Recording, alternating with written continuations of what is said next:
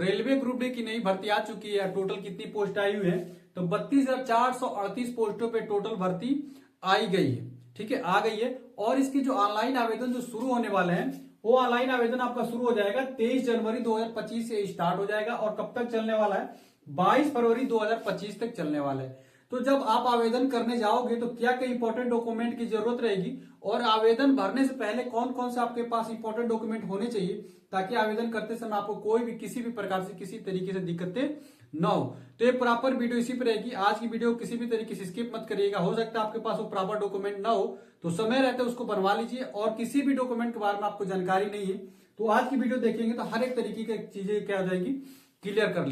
Channel को तो जरूर सब्सक्राइब कर लीजिएगा और व्हाट्सएप ग्रुप, अगर रेलवे ग्रुप डी की तैयारी करना चाहते हैं तो व्हाट्सएप ग्रुप से भी जुड़ जाएगी, जो कि डिस्क्रिप्शन आपको मिलेगा। तो आइए, यदि आप भी रेलवे के एग्जाम की तैयारी करना चाहते हैं तो इतना तो आपको पता चल गया होगा एलपी के एग्जाम देने के बाद, टेक्नीशियन के एग्जाम देने के बाद, आरबीजेई के एग्जाम देने के बाद से कि रेलवे में समान विज्ञान का कितना महत्व होने वाला था। ये आपको जो बुक दिख रही है किरण पब्लिकेशन की, इसमें टॉप 255 सेट डाले गए हैं। और ये भी 2018 से लेकर 2023 तक जितने भी एग्जाम हुए, चाहे एलपी हो गया, टेक्नीशियन हो गया, आरपीएफ एसआई हो गया, रेलवे ग्रुप डी हो गया, आरबी एनटीपीसी हो गया, ये पूरा ईयर वाइज और सेट वाइज इसमें सम्मिलित किया गया। तो प्रैक्टिस करने के लिए रेलवे में एक आपके लिए बेहतरीन बुक होने वाली है।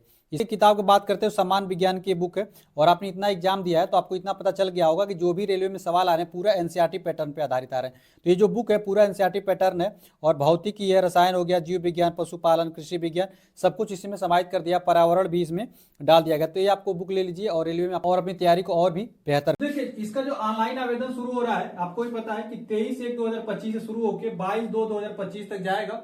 टोटल जो भर्ती आई हुई है 32,438 पोस्टों पे आई हुई है। और योग्यता इसमें क्या रखी गई है? 10वीं पास होना चाहिए या आपके पास आईटीआई होना चाहिए।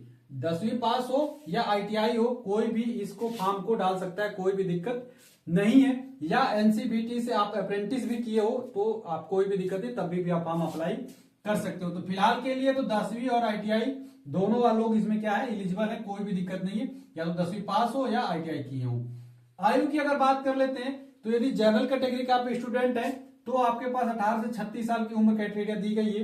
ओबीसी के स्टूडेंट है तो 18 से 39 साल के लिए, और एससी और स्टूडेंट है तो 18 से 41 साल के जो जितने भी युवा हैं आप लोग आवेदन कर सकते हो, इसमें कोई भी दिक्कत नहीं होने वाली। ठीक है, तो ये सारी चीजें क्लियर हो गई। अब बात आती है कि आपके पास कौन कौन सी इंपॉर्टेंट डॉक्यूमेंट होने चाहिए। तो इंपॉर्टेंट डॉक्यूमेंट में अगर सबसे पहले बात करें तो आपके पास आधार कार्ड होना चाहिए। देखिए, आधार कार्ड इतना मस्ट कर दिया है कि आपका जो है वेरिफिकेशन के टाइम पे आधार कार्ड निश्चित तौर पे मांगा जाएगा। एग्जाम देने जाएंगे तभी भी आपका डिजिलॉकर से अपलोड भी होना चाहिए और आपके पास भी होना चाहिए आधार कार्ड। तो मोस्ट है, आधार कार्ड आपके पास होना ही चाहिए। उसके अलावा एक और आपके पास आईडी होना चाहिए। आधार कार्ड के अलावा एक और आईडी आपके पास होना चाहिए। जैसे इस बार जितने भी एग्जाम हुए, एलपी हो गया, टेक्नीशियन और आरबीजेई हो गया, आरपीएफ एसआई हो गया, तो हर एग्जाम में आधार कार्ड के अलावा एक और इंपॉर्टेंट डॉक्यूमेंट की मांग की गई है। तो आपके पास भी प्रॉपर टाइम में समय रहते आधार कार्ड तो होना ही चाहिए और एक और आईडी बहुत जल्दी, जितना जल्दी बनवा सके तो बनवा लीजिए।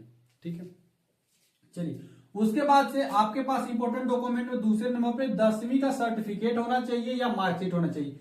यदि आपको रेलवे ग्रुप डी में तभी आप फॉर्म डाल पाएंगे जब आप 10वीं पास हैं, तो आपके पास उसका सर्टिफिकेट होना चाहिए। और यदि आपके पास सर्टिफिकेट नहीं है तो कोई दिक्कत नहीं, आपके पास मार्कशीट भी है तो चल जाएगा। तो सर्टिफिकेट में सर्टिफिकेट हो या मार्कशीट हो 10वीं का, तो आप इसके लिए अगर नहीं है तो मंगवा लीजिए, या किसी भी तरीके से आपके पास ये उपलब्ध होना चाहिए। इसका सीरियल नंबर और डेट ऑफ बर्थ के लिए, जैसे होता है ना जनरल की आयु कितनी होगी, ओबीसी की आयु कितनी होगी, एससी और एसटी की, तो डेट ऑफ बर्थ का 10वीं से ही काउंट किया जाता है। तो इसीलिए 10 का सर्टिफिकेट एकदम अनिवार्य है। उसके बाद से एससीबीटी या एनसीबीटी से किसी के द्वारा भी यदि आपने आईटीआई किया हुआ है तो उस आईटीआई के आपके पास क्या होना चाहिए, सर्टिफिकेट होना चाहिए। तो अभी तक आपने सर्टिफिकेट नहीं लिया है तो आईटीआई का सर्टिफिकेट आपके पास होना चाहिए। फॉर्म आवेदन करने से पहले इसका आपके पास आईटीआई का सर्टिफिकेट होना चाहिए। और सबसे इंपॉर्टेंट टॉपिक क्या होने वाला है, यही सबसे इंपॉर्टेंट है और सबसे ज्यादा लोगों का सवाल यही पे रहेगा कि कास्ट सर्टिफिकेट को लेके, कि कास्ट सर्टिफिकेट जो रहेगा ओबीसी, एससी और एसटी का, ये सबसे इंपॉर्टेंट टॉपिक है और इस पे हम लोग डिस्कस प्रॉपर टाइम में लेके करने वाले। तो ओबी सबसे पहले मैं ओबीसी स्टूडेंटों की बात कर लूं तो ओबीसी के जितने भी स्टूडेंट हैं आप लोगों का कास्ट सर्टिफिकेट एकदम नया होना चाहिए। कब तक का होना चाहिए? 22 फरवरी 2025 के पहले आप बनवा लीजिए। 22 फरवरी 2025 तक भी बन जाएगा तो मान्य है, यदि उसके बाद का रखेंगे तो दिक्कत हो जाएगा। ये साफ तौर पे नोटिफिकेशन जब आया है उसमें एकदम क्लियर है, ठीक है। तो 22/2/2025 के पहले तक ओबीसी का सर्टिफिकेट होना चाहिए। और कौन सा होना चाहिए आपके पास? सेंट्रल का होना चाहिए, स्टेट का कतई मान्य नहीं है। अगर आप स्टेट का लगा दोगे तो बाद में आपको जनरल में काउंट कर लिया जाएगा, ठीक है। तो कभी भी ऐसी गलती मत करिएगा, हमेशा ओबीसी वाले 22/2/2025 के पहले का बनवाइएगा और सेंट्रल वाला ही बनवाइएगा, अन्यथा आपका रिजेक्ट कर दिया जाएगा। रिजेक्ट नहीं होगा, आपको कहां भेज दिया जाएगा? जनरल कैटेगरी में भेज दिया जाएगा, ओबीसी के जितने भी स्टूडेंट रहेंगे। दूसरे नंबर बात आती है ईडब्ल्यूएस वालों के लिए। तो ईडब्ल्यूएस वालों के लिए भी मैं बता दूं, ईडब्ल्यूएस वाले भी आप लोग नया बनवाइएगा ईडब्ल्यूएस का, और 22/1/2025 के पहले का ही बनवाना चाहिए। और 1 साल से ज्यादा पुराना नहीं होना चाहिए आपका, ठीक है। 1 साल से ज्यादा पुराना नहीं होना चाहिए। ईडब्ल्यूएस वाले भी 22/2/2025 के पहले का बनवा लीजिए, और 1 साल से पुराना कतई नहीं होना चाहिए। और ओबीसी के भी जितने स्टूडेंट हैं 1 ईयर से पुराना आपका भी नहीं होना चाहिए। अब ये नहीं कि मैं 22/2/2025 का कह रहा हूं तो आप लोग 22 का लगा दीजिए, 21 का लगा दीजिए, 20 का लगा दीजिए। कोशिश करिए कि 1 ईयर के अंदर का, 1 ईयर के अंदर का ही हो, 1 साल से ज्यादा पुराना ओबीसी का कास्ट सर्टिफिकेट ना हो, ठीक है। तो ये हो गया ओबीसी और ईडब्ल्यूएस के लिए। ये सारी चीजें आपके ओबीसी और ईडब्ल्यूएस वाले कंफर्म हो गए। अब बात आती है एससी और एसटी की। तो एससी और एसटी के जितने भी स्टूडेंट हैं आप लोग 3 साल से ज्यादा पुराना कोशिश करिएगा कि ना हो, 3 साल से भी ज्यादा पुराना ना हो। और आपका जो है कुछ राज्यों में स्टेट वाला भी चल जाता है और कुछ में सेंट्रल। तो आप लोग देख लीजिएगा कि आपका सेंट्रल का है या स्टेट का है। तो आपके राज्यों में जो चलता होगा, हर राज्य, किसी किसी राज्य में सेंट्रल का बन जाता है, किसी किसी राज्य में केवल स्टेट का ही दोनों मान कर लिया जाता है। तो यह एससी और एसटी वाला अपने देख लीजिएगा। लेकिन मैं तो यही कहूंगा कि अगर आपके पास टाइम है और आपके राज्य में सेंट्रल वाला बन जाता है तो सेंट्रल वाले को ही प्रीफर करिएगा, स्टेट की तरफ मत जाइएगा। एससी और स्टूडेंट सेंट्रल की तरफ ही जाइएगा। अगर आपके राज्य में बन रहा है तो सेंट्रल वाला ही बनवाइएगा। और कब तक बनवाइएगा? 22 फरवरी 2025 के पहले का ही बनवा लीजिएगा, ठीक है। उसके बाद मत बनवाइएगा, उसके पहले ही बनवा लीजिएगा। तो आशा करते हैं कि कास्ट सर्टिफिकेट वाला मैटर आपको समझ गया होगा कि 22/2/2025 के पहले सबको बनवाना चाहिए। ओबीसी हो गया, एससी हो गया, एसटी हो गया और ईडब्ल्यूएस, सबको सेंट्रल का बनवा लेना है। उसके बाद ओबीसी और ईडब्ल्यूएस 1 साल से पुराना नहीं होना चाहिए, और एससी और एसटी का 3 साल से भी ज्यादा पुराना नहीं होना चाहिए, ठीक है।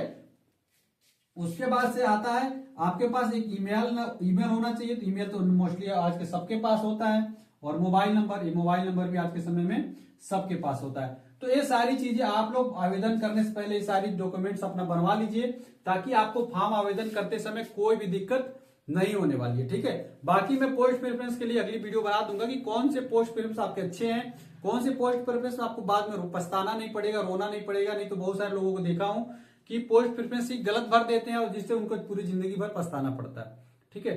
तो चलिए, आशा करते हैं कि चीजों को आप लोग समझ गए होंगे। और वीडियो अच्छी लगती हो तो वीडियो को लाइक भी करिएगा, और चैनल को तो मेरे जरूर सब्सक्राइब कर लीजिएगा, और व्हाट्सएप ग्रुप से भी जुड़ जाइएगा, जो कि डिस्क्रिप्शन में मिलता है अगली वीडियो में फ्रेंड्स। तब तक के लिए फ्रेंड्स, जय हिंद।